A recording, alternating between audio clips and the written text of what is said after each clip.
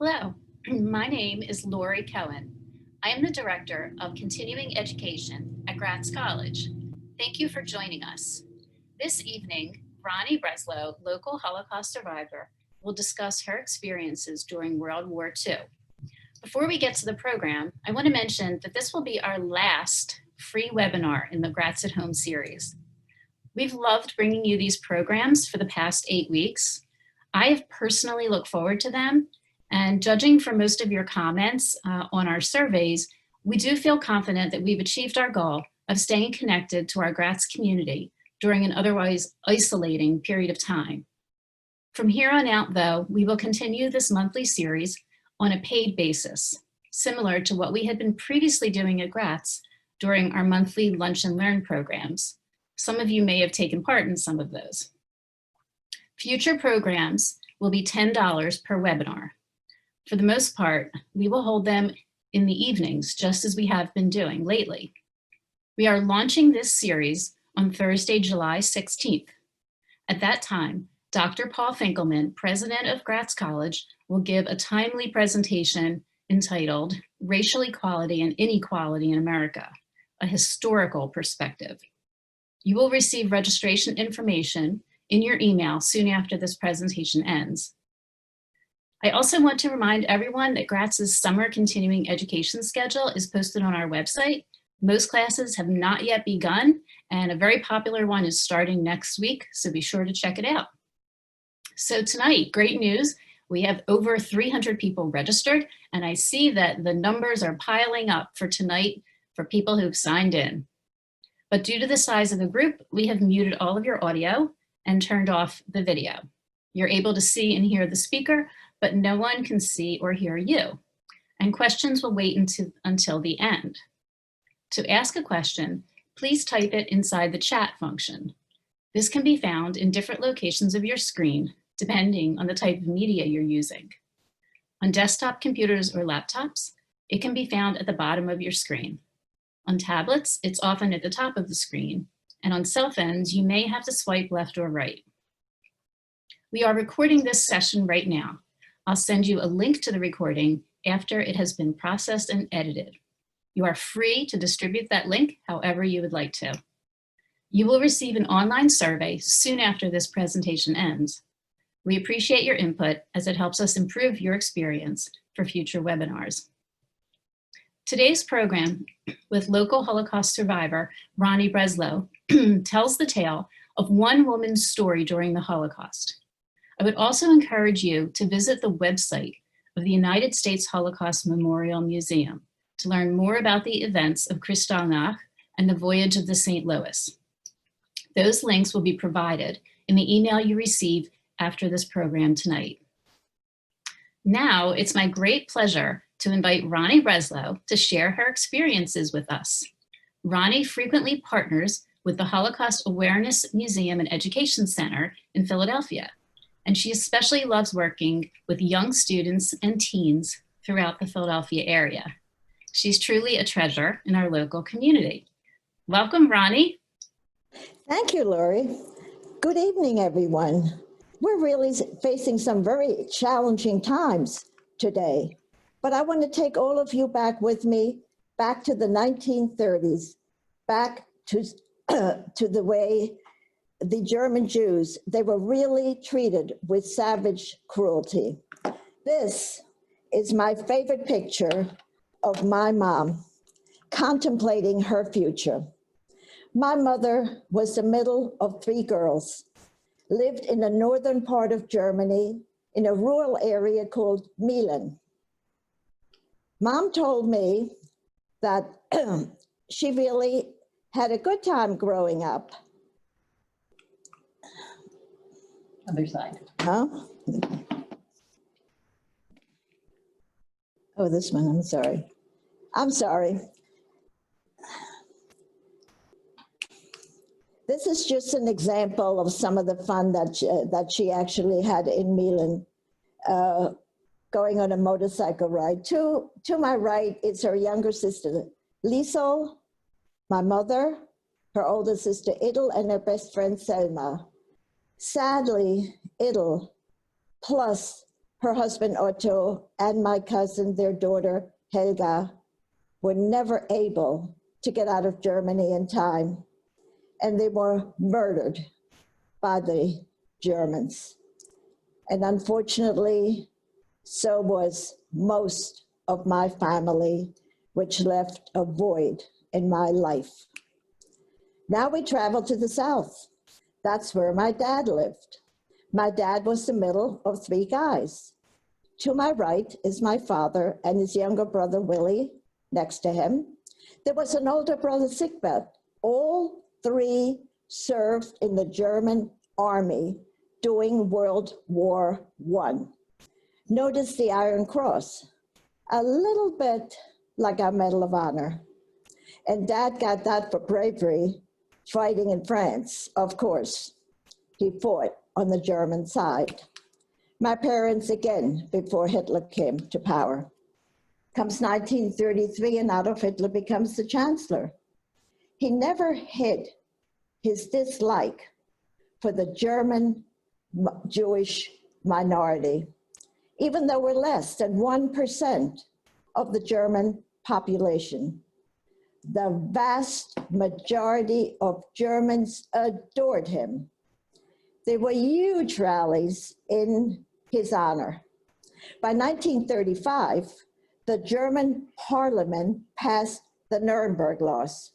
Now, their whole purpose was to separate us, the German Jews, from the rest of the Germans. And I'm only going to touch on a few that affected my life. I was born in the southern part of Germany in a big city called Stuttgart, but lived in a much smaller town, much further south, called Kirchheim unter Teck. In Kirchheim, there were just a handful of Jewish families. So every one of my friends were non-Jews. This is our home. It takes up a whole block. And the first floor was sort of a dry goods store. The second floor, our residence. And the third floor was rented out to an older German couple. Here's just another scene. This is our Kirchheim and our house with the red arrow. Remember, we're going back to the 1930s because this is our main street. And I remember shopping with Mom many, many times. Mom told me that once Hitler came to power in Kirchheim, there were almost daily parades honoring Hitler, very enthusiastic crowds. The first Nuremberg law that touched my life was that no non-Jew was allowed to work in a Jewish home. We had a live-in housekeeper. Her name was Sophie. She and I, we shared a bedroom, ate a lot of meals together. She was my best friend. And when she was forced to leave us, it was my first heartbreak. Another law. No non-Jew was allowed to shop in a Jewish store. And I remember curled up on the windowsill in front of our large display window, watching two members of the Nazi Party in full uniform, with rifles slung over their shoulders, marching back and forth in front of our front door. Needless to say, no customers entered. And of course, it was the end of Dad's business. The store you see on the screen is not ours, but it's another Jewish store. And of course, it's in Kirchheim. You see the soldier on one side and there's one on the other and door in the middle, and I'm sure they lost their business same way we did. I mentioned a few moments ago, Sophie. Sophie is to my right, and Hedwig was just a teenager who used to take me for walks. And the little one, that's me. Now, I just want to point out with this picture that it wasn't always bad. When I was growing up in my early years, I was a happy kid too. And we have here a holiday, Halloween, where we go to different homes and we get candies. Well, the Germans like parades, and there was one called Fastnacht. And on Fastnacht, there was a big parade, and some of the women in the parade wore aprons with pouches in the front. And they see someone like me in a costume, and they threw us candy. I like that holiday. This is my kindergarten class. This is the first day, first grade. This is the final Nuremberg law that I want to bring out today, because to me, this was the most traumatic. I was in first, by the way, the cone everybody got, and it was filled with candy. This picture is my first day of school. But I was still in first grade when one day, after class, the teacher calls me to her desk and tells me, "Don't come back to school because you're a Jew." I remember being totally bewildered, not understanding what was different about me from the rest of the classmates. I was the only Jewish child in the class, for that matter, in the school, so the only one affected. I remember wandering out into the schoolyard, and the friends I'd walked to school with that morning, they'd left without me. And the only ones left were a handful of young German boys who followed me home, taunting me all the way. But there was one exception. I had a very best friend, Marianne. We'd been playing together almost since we could walk. She waited for me that dreadful day, walked home with me, tried to comfort me, but I never saw her again. Finally, I gathered my courage and asked Mom, what happened? Why did Marianne also stop playing with me? Mom explained. When her dad came home from work that night and learned that she had tried to be my friend, he was furious. He took off his belt and he beat her. He made her promise never to talk to me again, and she never did. And after that, of course, my life became pretty lonely. I had no friends, and of course, no school to attend. But so much worse was to happen to German Jews. The next big catastrophe was Kristallnacht, November 9th and 10th, or the night of the broken glass. That night, we Jews lost all of our civil rights and liberties. 400 synagogues were burned to the ground in one night. Old Jewish men in their 80s and 90s actually dragged from their beds. They were dumped into lorries and off to concentration camps. Jewish shops broken into. Some kids not only had stones, they had bricks. And they threw it at the glass in the stores and went inside and helped themselves to whatever. Yeah, the police were there. But the police were there to keep the Jewish owner from going into his own business to try to rescue some of his own merchandise. And sure, the fire brigade was there. But their purpose was, in case a non-Jewish store should catch fire, Jewish stores, they were allowed to burn.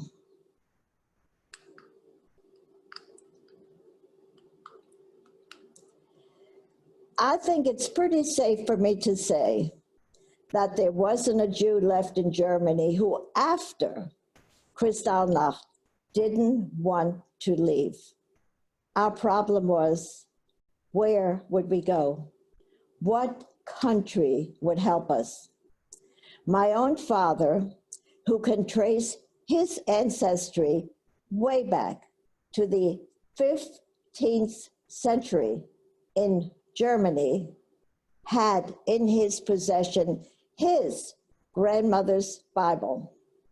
On the back pages were names and addresses of family members that had left Germany throughout the years. And he wrote to all of them, pleading with them, please help us get out of Germany. And he got one, just one response from a very, very distant cousin. He lived in America, Henry Gratz. He lived in Philly, in Germantown. And he told Dad, I will help you come to America. But of course, these things take time. One day, my parents were rediscussing where would we go. when Dad gets an unexpected phone call from a former classmate. He now owned a travel agency. And he told Dad that he had room on a ship which was going to Cuba for one person. Somebody had just passed away. And as much as Dad wanted to leave, he wasn't that keen about leaving Mom and I behind. It was my mother, in her wisdom, who insisted this unexpected opportunity, go, get out of Germany. And he did. But before he left, he had to sell our home. Now, many years later, he told me, of course, there was somebody in Kirchheim perfectly willing to purchase our house, but the sale never went through because the head of the Gestapo also wanted our home. So one day he's called into Gestapo headquarters and they asked him to sign some papers. He read them through and he realized he's almost giving our house away. So he protested and they laughed at him. And he said, so don't sign these papers, but the papers you need to legally leave Germany, we're not going to sign. Naturally, Dad signed and left. Now Mom and I were homeless. So we moved back to Stuttgart. In Stuttgart, we live in, here you'd call it a boarding home. We had a room in a boarding home. But my mother had already purchased 2 tickets on a ship which was going to Cuba. And our ship was going to leave June the 1st, 1939. One day, Mom gets a call from her travel agent, and he tells her, there's so many German Jews going to Cuba, we set up this huge, luxurious liner. It's going to have 8 decks, hold 1,000 people, but most important, it's going to leave May 13th. And he wanted to know if she wanted to change her reservations. Mom immediately said yes. And just as a point of information, the ship we were going to take, June the 1st, that ship never even left Germany. So May 13th, 1939, Mom and I boarded a ship called the St. Louis in Hamburg, Germany. Every passenger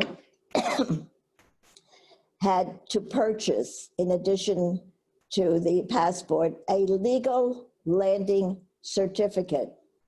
This legal landing certificate was signed by Cuba's Minister of Immigration, and it was then a guarantee for us to be able to enter Cuba. In the meantime, in Germany, the situation for Jews was getting worse on a daily basis. One day, a decree had been passed, and suddenly, every Jewish female was given a middle name, Sarah, and every Jewish male, Israel, which is why I have this Ellie Sarah Rudlinger.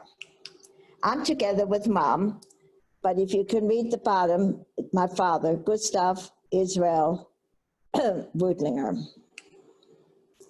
Now, the voyage went from Hamburg, Germany, all the way down. You can read it all the way down till we landed in Cuba. This is one of the 8 decks that Mom and I were on. And for me, I was 8 years old. For me, it was an adventure. Mom had told me we were going to Cuba to be with your dad. And I was always a daddy's girl, so I was happy about that. There were 8 decks to explore. There was a huge toy room. The toy room had books, it had toys, and it even had a ping pong table in it. There were 2 swimming pools, one for non-swimmers. Well, that was me. So it was, for me, an enjoyable voyage. A few days before arriving in Cuba, the captain gave a ball for the adults. I remember sitting on my cot, arguing with Mom while she was getting dressed to go to the ball. I wanted to go too. Mom's trying to explain to me that the ball is for adults only, insisting I put on pajamas and go to bed. But once she left, I got dressed again, and I remember following a very wide corridor. I could already hear the music. They were playing Strauss waltzes until like at the end of the corridor, there were wide steps, and all I had to do was look down, and I saw this picture. It looked to me like the adults were having a good time as they were dancing. And reflecting, just looking back, it seems to me understandable, because they had gotten, and the only word I can come up with is hell. When they left Germany, they had gotten what was really hell for German Jews at that time. Our arrival in Cuba, I'll never forget. I was so excited because soon I'd be together with my father. The ship arrived very early in the morning, around 5 a.m. Mom and I had a very early breakfast in the ship's dining room when the loudspeaker beckoned us on deck. And as I looked overboard, I saw my father. He was standing up in this tiny little rowboat, waving at us. I'm sure I waved back. It was my last happy moment on the ship. Years later, I asked him, "How did you get there so quickly?" We had just arrived, and Dad explained he had been so anxious to be with us, his little family, that he had stood vigil on the shore in Havana throughout the entire night. And the moment the ship docked, he had paid a Cuban to row him as close to us as he was legally permitted to do. Then each day I would ask Mom, "So when are we getting off the ship?" And my mom always had the same answer: "Tomorrow." Now to give you some background so you know what I'm talking about. What had happened was the Cuban government would not allow the passengers, almost 1,000 German Jewish passengers, off the ship. We were stuck. And what isn't mentioned often enough is that following the St. Louis were positively 2 and I think 3 ships coming from Germany, all with German Jews on them. All of them had purchased the same legal landing certificates we had. The big difference was when the captain of the other ships saw that we were stuck in Cuban waters, they turned their ships around. They headed back to Germany. We're now talking of thousands of German Jews.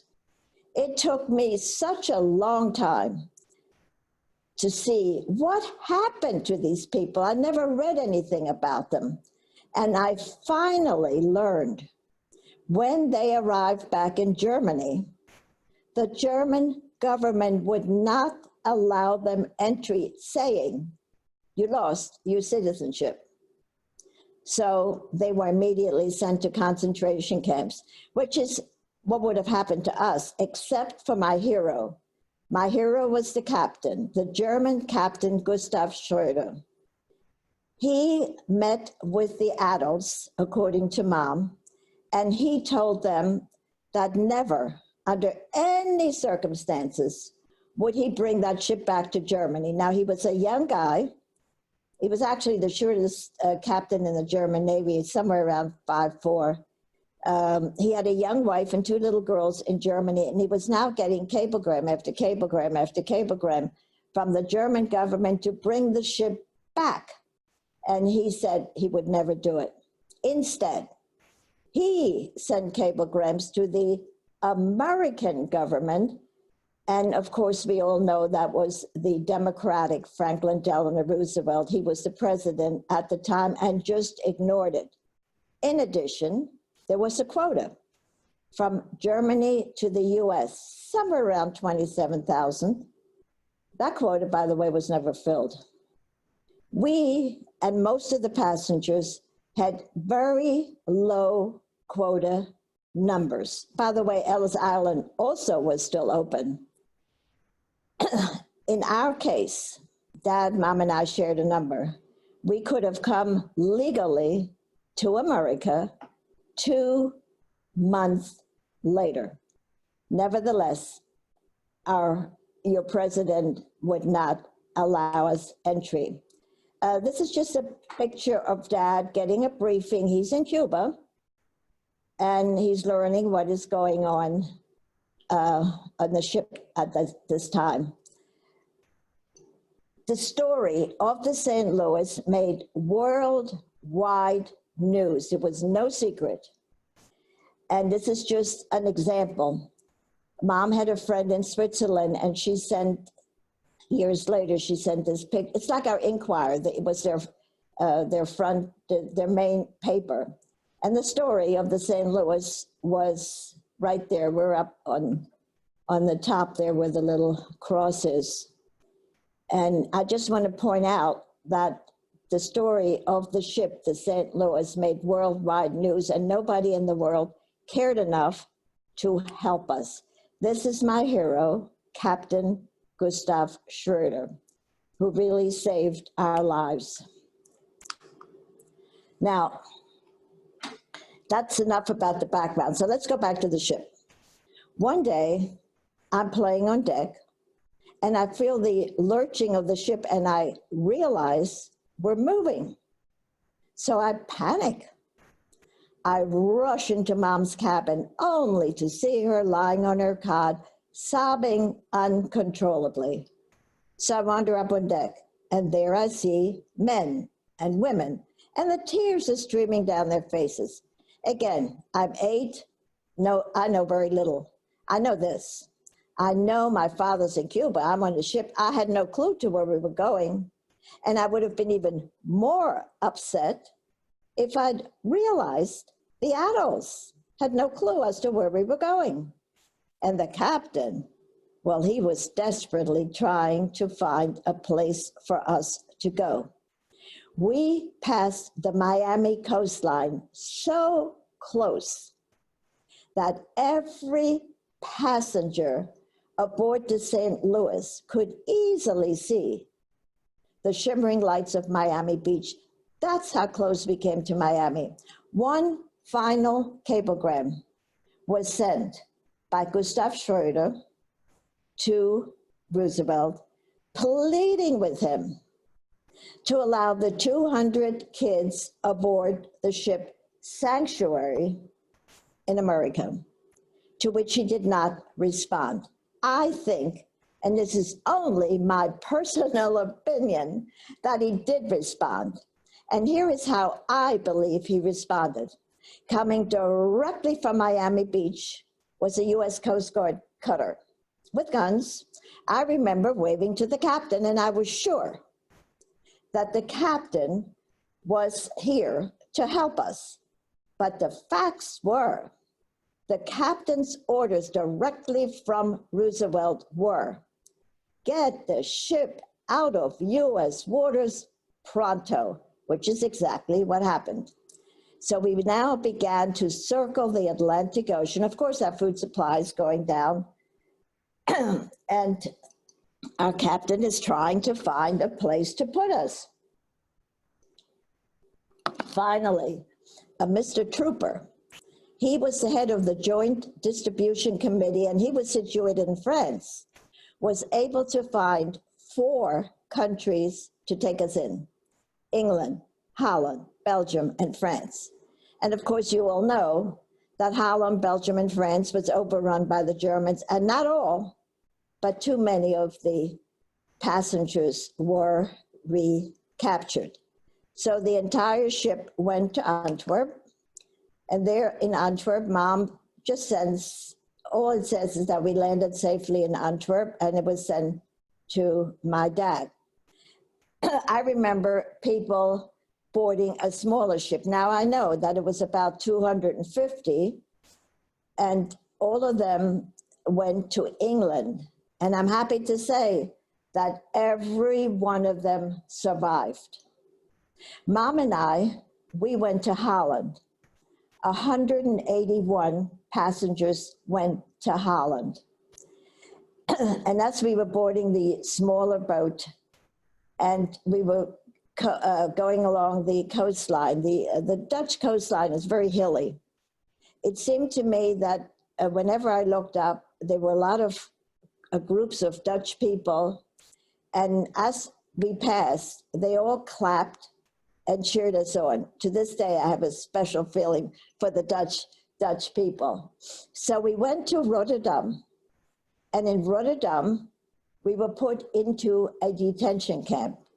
Now, I'd be the first one to tell you, of course there's a difference between a detention and a concentration camp, but our detention camp, called Rotterdam West, had a high barbed wire fence around it. There was a gate, there was a guard with a gun and dogs, and you could only leave if you had permission. And then Mom and I were also separated because she was put in, they called it an adult compound. And I was put in what was called a children's compound. So I didn't see very much of Mom during the time we were in the detention camp. And all I really remember is, one, I was always hungry. Now, I don't want to imply that we were not fed, just not enough. Secondly, it was a filthy camp, not a blade of grass. There were lots and lots and lots of little rocks and, of course, dirt. And being Holland, a lot of rain, so it was mud and dirt. And on the side where was the Atlantic Ocean, there was an opening. You could go into the Atlantic Ocean if you chose. So the winds hurling in from the Atlantic Ocean gave me a severe eye infection, the rim of the eye. And being that it wasn't treated, it sort of turned into a chronic condition. The good thing I remember is one day this big truck comes right into the middle of the children's compound, and the back opens up and out spills lots and lots of children's clothes. I remember just standing there for a few minutes until I realized that I'm really by myself, and if I don't get something for me, nobody else will. So I saw this little blue coat, which I grabbed. It was a little small, but I wore it during the day to keep me warm, because now we're talking October, and we're still in the camp. And I wore it at night to keep me warm. Mom borrowed me. This is obviously not 181 people from the St. Louis. I'm assuming there were her personal friends from the ship. She borrowed me, and that was my raincoat, which was very light. Remember, Mom packed my clothes in May, and now October, it got so much colder. While in camp, I did get a postcard from my favorite Uncle Willie. You saw him on the picture. He was still in Germany at that time. Later, Willie and his older brother Sigbert walked illegally, which is quite a story, to Shanghai. Now, one more. One day, Mom came into the children's compound with a raw egg. And we went to the bathroom, and of course the raw egg stayed a raw egg. And I have to say that that was the best egg I ever ate. And to this day, I still like eggs. So Dad, legally, with no problems, comes to America. He goes to Miami, sends Mom a notice that he's just arrived in Miami, and he's rushing to Washington. All we needed were the proper papers. Legally, we were permitted to come to America.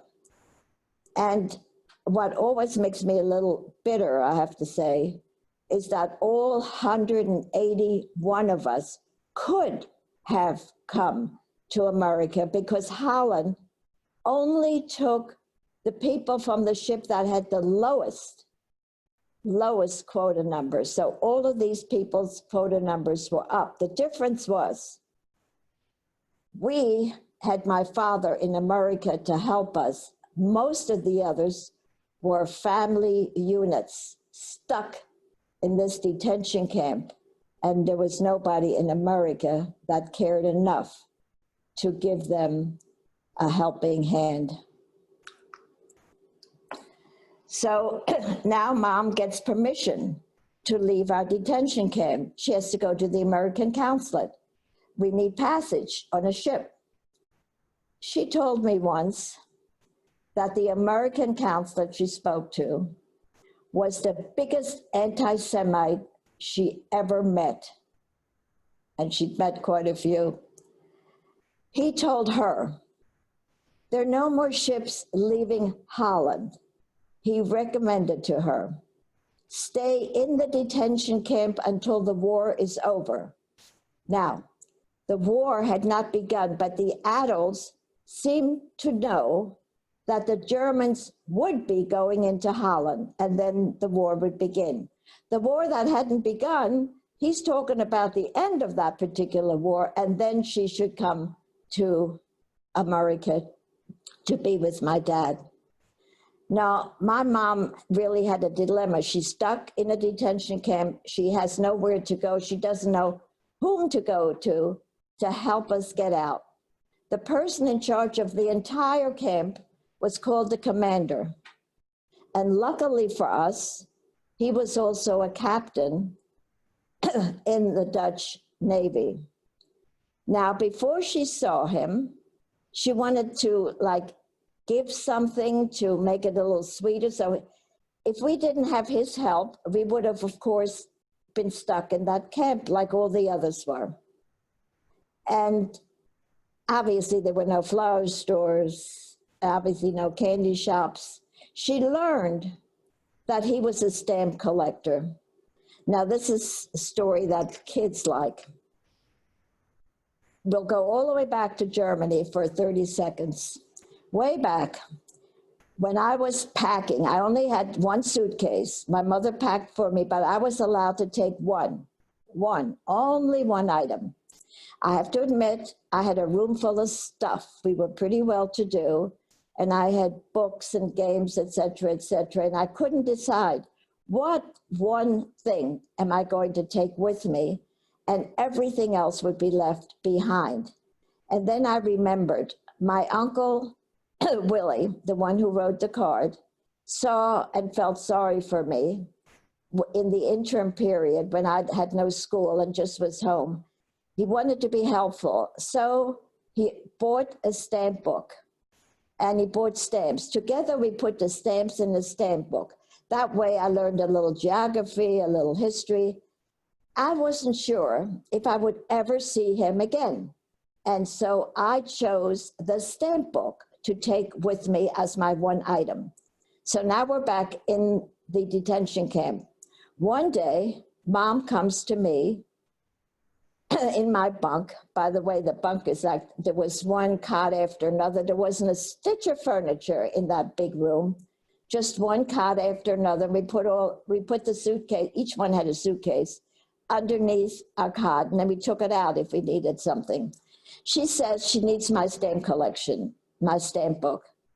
And I said, why? And she tried to explain to me this very nice man was going to help us get a ship, go to America, and then I would be with my father. But she wanted to give him the stamp collection because she was asking for a very big favor.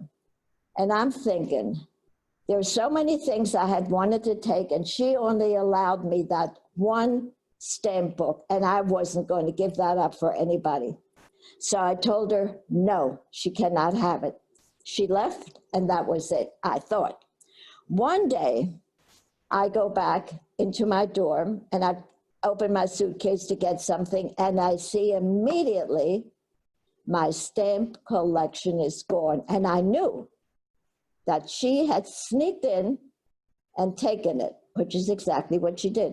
And she gave it to the captain, and he took it. But he also at the same time, made sure that we had passage. He told Mom, it's very true. There are no more ships leaving for America from Holland, but why don't you go to Antwerp, to Belgium? They still have ships going to the USA. And of course, that's what we did. So we arrived in Antwerp, Belgium, where we had a wonderful surprise. There in Antwerp, taking the same ship we were, was Mom's younger sister, Liesel, and her husband, Walter. Walter on Kristallnacht had been placed into the Buchenwald concentration camp. But after he got out, they went to Luxembourg, and from Luxembourg to Antwerp, one sister knew nothing about the other. It was a complete and wonderful surprise that these two sisters, my whole family, would be going together to America. And for me, there was an extra treat in there because Liesel and Walter were in first class. I was in third class with Mom. Every morning, I would take steep steps, it seemed at the time, all the way up to first class, and I would have all of my meals with my aunt and uncle, and nobody ever said anything to me. Mom's trying to explain, we are now on our way to America.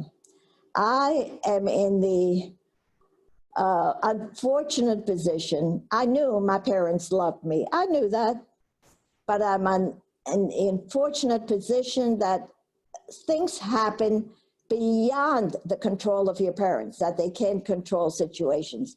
So when Mom started talking to me about coming to America finally, I didn't believe a word she said, but I was smart enough not to verbalize that. So I just said, to everything. It wasn't until we reached the USA, I am getting off the ship, going down the gangplank.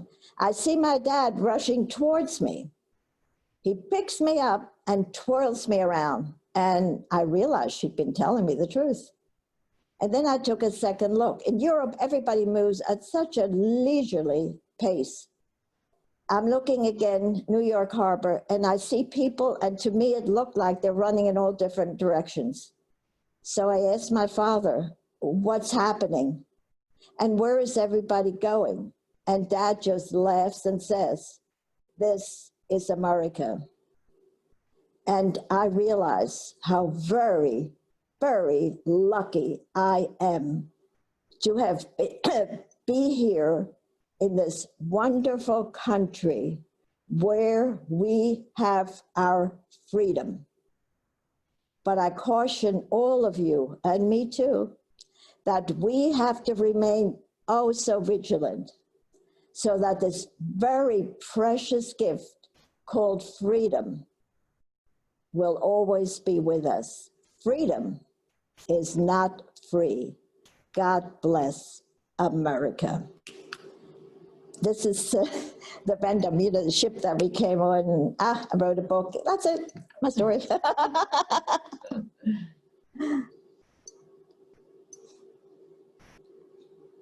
Lori will come back on in a minute.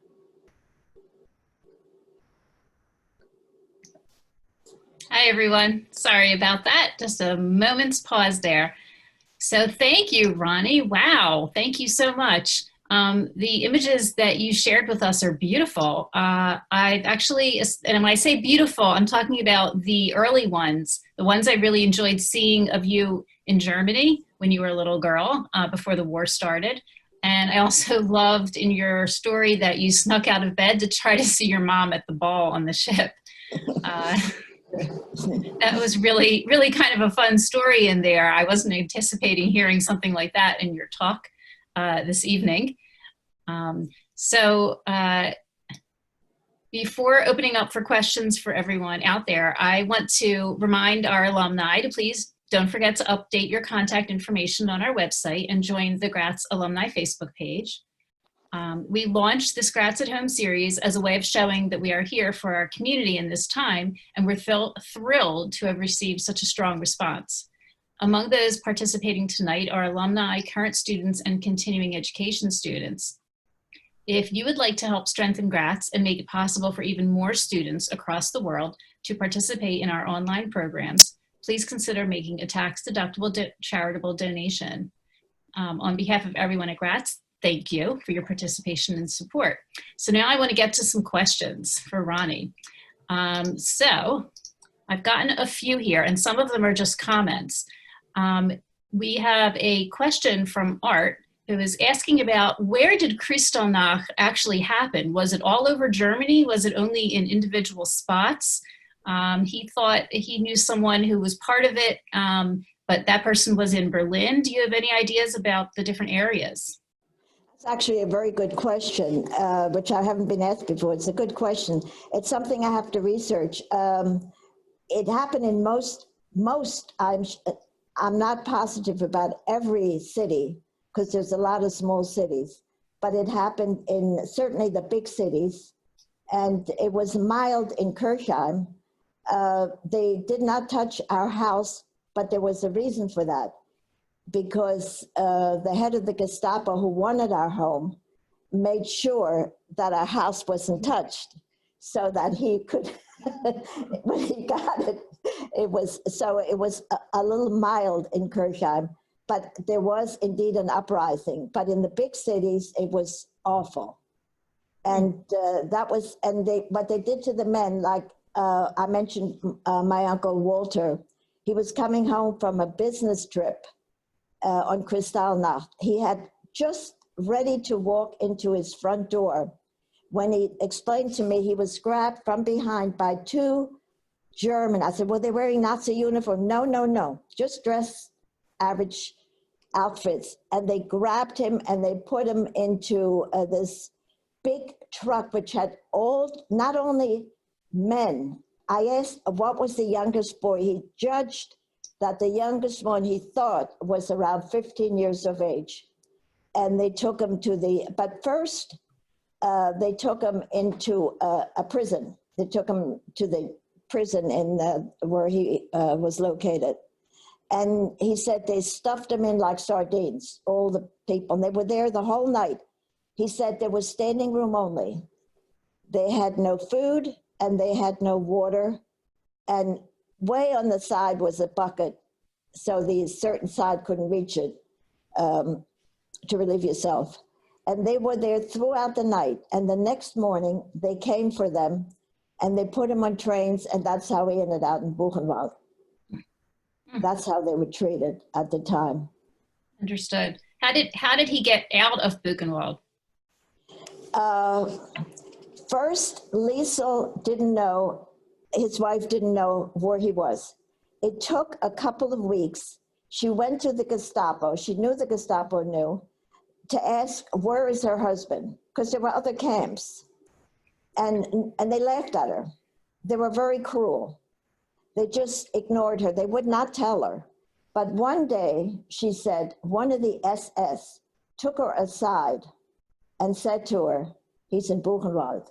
Once she knew that he was in Buchenwald, if you had family outside of Germany, you could leave the camp. But of course, this takes time. Now, he had a big family in Luxembourg, Walter. And she wrote to them about him being in Buchenwald, and they immediately sent the proper papers so that he could go there. But that whole process took almost a year. And just to talk about the individual Germans, because he didn't want to talk about Buchenwald, but he did tell me about his day of departure from the camp. He said an SS guard was with him, and they went by car to a particular, like it was a bridge kind of thing. And they went up the bridge, and he said toward the south was, he was going to go to Luxembourg. But he was standing there with the SS guard when he heard his voice when he was being called, and he looked over to the side. Behind a barricade was his wife, Liesel. She could only come to a certain point.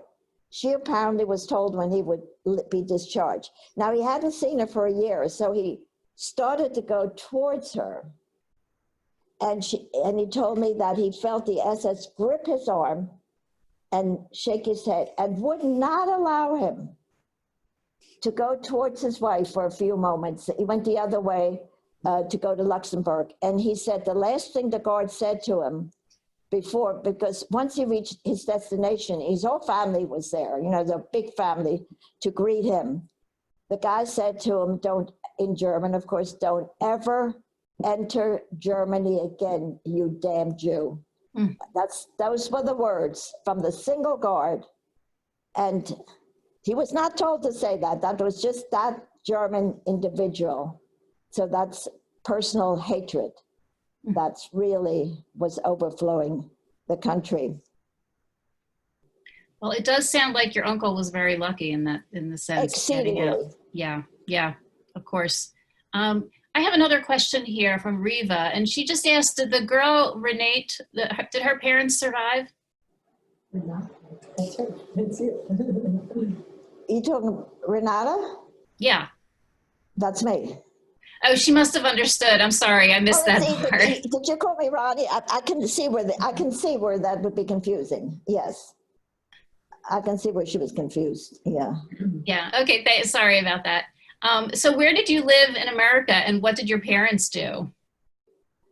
In all honesty, I think the most difficult part of my life, being thrown out of school, being on the St. Louis, being in a detention camp, were right here in the good old USA.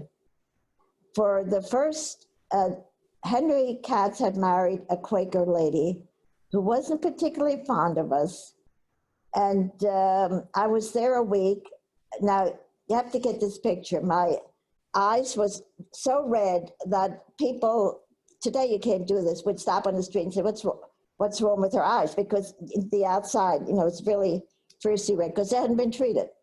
I was skinny as a rail because we didn't get, and I was still wearing German clothes. Been there for about a week or two, didn't know a word of English, when she thought I should go to school. Now, she taught in the Mifflin School, which I've been told is still around, the Mifflin School. It's an elementary school. She taught kindergarten.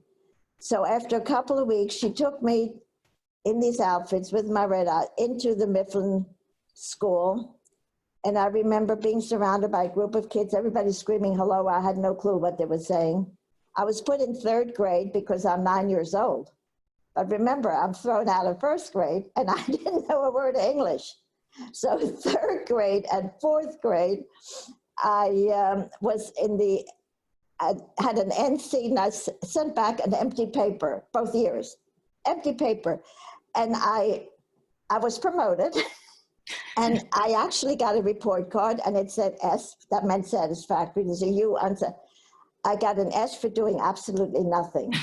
And I was smart enough to realize doing nothing is easy. So you keep doing nothing. Luckily for me, when I got to fifth grade, Dad moved. He started a small business, nothing like he had before, because he always wanted to work for himself. And I went to another school. I can't even think of the name of it right now. But in the other school, in fifth grade, I had a teacher, the first one who even took an interest in me, and I had to stay after Clara Barton School, Clara Barton, Feltwell. I had to stay after school with her and do my homework. And I finally realized this is not what I want to do either. But she did something for me, which I still remember today as being one of the nicest things anybody ever did for me in my lifetime. She took me across the street. There was a public library. I had no clue as to what a library was. She took me herself to the library, gave me a card, explained that I can take a book out and return it, and it doesn't cost me any money. So that whole summer I spent in the library with an encyclopedia, with, you know, a dictionary, because I didn't know English well at all, but I was interested in reading. So I read a story, and in order to understand the story, I had to understand what the words meant. So that's how I learned English, with the dictionary. It took me a long time to read a page, because I had to understand the different words. And that's how I learned it. But to this day, I love books and I love libraries, and I still appreciate her kindness to me. How, and so was your family treated well, like locally within your neighborhood? I mean, once you returned, once you came to the US? My parents had to work exceedingly hard just to make a living, really. I mean, we did without a lot. We really did without a lot. My dad sold Electrolux because he wanted to work for himself. He went from door to door, can't do that today. And believe it or not, there were people who purchased the Electrolux from him. That, by the way, is, you know what that is, a vacuum cleaner, a heavy vacuum cleaner. And my mother worked as a seamstress in a dress shop for 50 cents an hour. And their English, the worst thing was they were getting letters from Idel, their older sister, wanting to get Helga out. And every little bit of money they had, they put it toward, every time you send something to Germany, had to attach money in order to get Helga. At the end, they couldn't get her out in time. And of course, as I had said earlier, she perished. I think the German Jews at that time were left completely alone to fend for themselves, which is why they started their own little group on Erie Avenue, the Central Club it was called. And what they did there is the German Jews, none of us had much money, put in a little bit of money, like a little bank kind of thing, but private, with no interest. And if you had to send a paper to Germany in order to get somebody out or something, they would loan you the money, and then you would pay it back as you were able to pay it. And then they started their own synagogue, Tikva Synagogue on Chew Avenue. And Kristallnacht, that night, it's like Yom Kippur at the synagogue. It was such an important day. Thank goodness now it's being taken up by American Jews as well. But for German Jews, it was, I mean, every Kristallnacht, November the night, the synagogue, Tikva Dosha was filled, just like it would be on Yom Kippur, because so many people had lost family members, and you know, it was a very, very important date. Thank you. I'm seeing a lot of questions here for you. We won't have time for all of these. So several people, well, one person is giving you an invitation to speak at a middle school in Philadelphia, so we're going to follow up with that through email, I think. Open up. No, you're getting some gigs, at least once the social distancing is over. So I'm very happy to do that for you.